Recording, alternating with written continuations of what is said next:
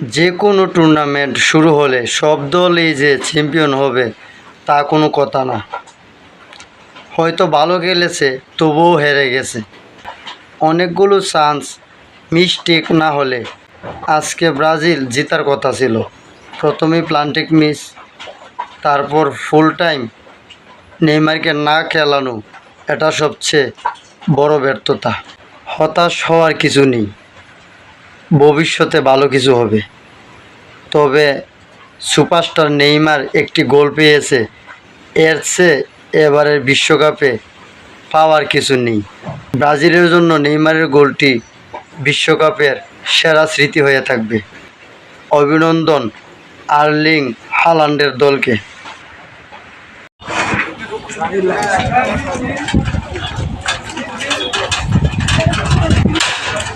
Vai, pessoal!